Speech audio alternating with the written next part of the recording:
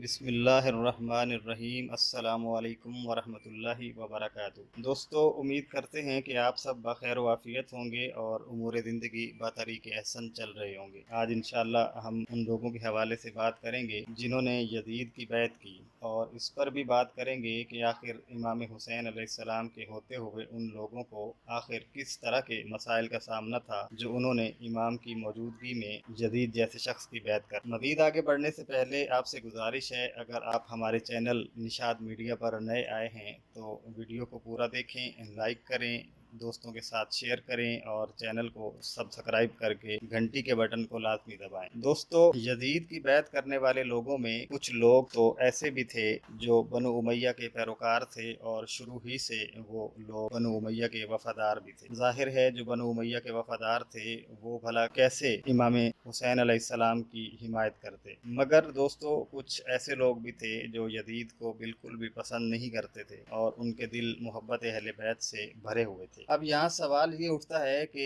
جن کے دلوں میں اہل بیت کی محبت تھی، انہوں نے بھلا یزید کی بیعت کیوں کی اور امام حسین علیہ السلام کے ساتھ کھڑے کیوں نہیں ہوئے؟ باب گرامی، بات یہ ہے کہ اسلام کے کچھ اصول اور قوانین ہیں۔ شریعت اسلام کے دو قسم کے احکامات ہیں۔ پہلا حکم رخصت کا ہے۔ دوستو، آپ کو بتاتے چلیں کہ صرف جان بچانے کی خاطر زبان حال سے کفریہ کلمات ادا کر کے اپنی جان بچانے کو رخصت کہتے ہیں، اور ایسے شخص پر کسی قسم کا الزام عائد نہیں ہوتا، کیونکہ اس نے آخرکار بھی ایک شرعی حکم کو پکڑا ہوتا ہے اور پورا کیا ہوتا ہے۔ مثال کے طور پر دوستو، ایک مسلمان کسی ظالم یا کافر کے ہتھے چڑھ جاتا ہے، اور وہ ظالم اور کافر جو بھی ہے وہ اس مسلمان کو کفریہ کلمات کہنے پر مجبور کرتا ہے، یا کوئی ایسا کام کرنے کا کہتا ہے جس کام کو کرنے سے ظالم کو پتہ ہے کہ اگر یہ ایسا کام کرے گا تو یہ دائرہ اسلام سے خارج ہو جائے گا۔ مسلمان اس ظالم کی بات ماننے سے انکار کرتا ہے تو وہ ظالم یا کافر اسے دھمکیاں دیتا ہے کہ اگر تو نے ہماری بات نہ مانی تو ہم تمہیں قتل کر دیں گے اور تمہاری عورتوں کی عزت لوٹ لیں گے اور تمہارا مال ہڑپ کر لیں گے، یا پھر یہ سارے ہی کام ایک ساتھ کر کے تمہیں قتل کر دیا جائے گا اور تم جان سے جاؤ گے۔ اب مسلمان کو پتہ ہے کہ اگر اس کی بات نہ مانی تو وہ مارا جا سکتا ہے اور دیگر مال اور گھر کی عورتوں کی عزت بھی جائے گی۔ دوستو، جب ایسے حالات بن جاتے ہیں تو مسلمان کو کلمہ کفر کہنے کی اجازت ہے، لیکن اس مسلمان کے دل میں اللہ اور اس کے رسول کی محبت پورے طور پر موجود ہو۔ دوسرا حکم جو ہے دوستو وہ عزیمت کا ہے۔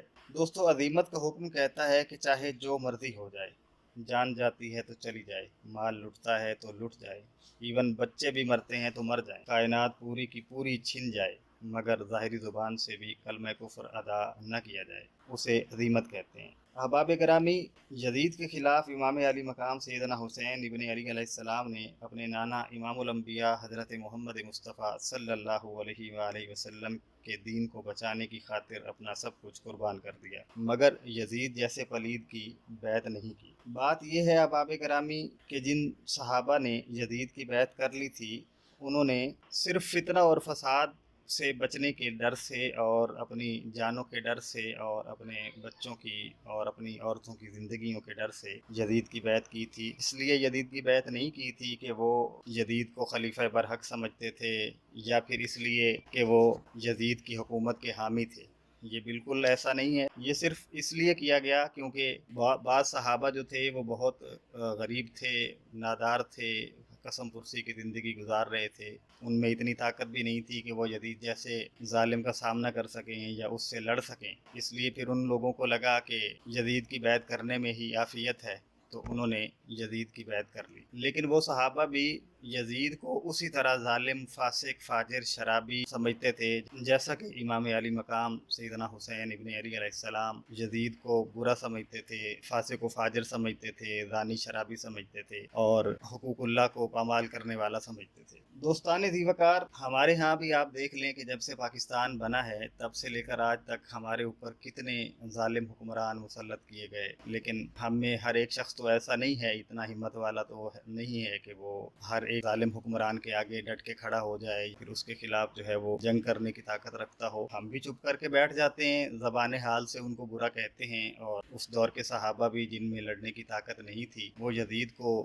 زبان حال سے برا کہتے بھی تھے جہاں پر ہو سکتا تھا، और दिल में तो यकीनन वो यजीद को बुरा समझते थे। सोचें फिर उस दौर में तो लोगों के पास ऐसा कुछ होता भी नहीं था, ना कोई जंगी सामान होता था, ना कोई जंगी ट्रेनिंग होती थी, कुछ इस तरह के मामलात होते भी नहीं थे। तो इसलिए फिर बाद सहाबा जिन्होंने यजीद की बैत कर ली थी, आखिरकार उन्होंने इस्लाम के एक हुक्म को ही पकड़ा था। इसलिए वो किसी भी इल्ज़ाम की जद में नहीं आएंगे और उनको बुरा भला भी नहीं कहना चाहिए और उनके बारे में खुशगुमानी करनी चाहिए कि वो अपनी इस्तादात के मुताबिक जो कर सकते थे उन्होंने वो किया। आखिर में इस शेर के साथ आपसे इजाज़त चाहेंगे। ज़मीनो आसमान में हुसैन सा कोई नहीं, खुदा के इस जहान में हुसैन सा कोई नहीं। मेरी दुआ है कि आप खुश रहें, आबाद रहें, अल्लाह आपका हामी नासिर हो। अस्सलामु अलैकुम वरहमतुल्लाहि वबरकातुहू।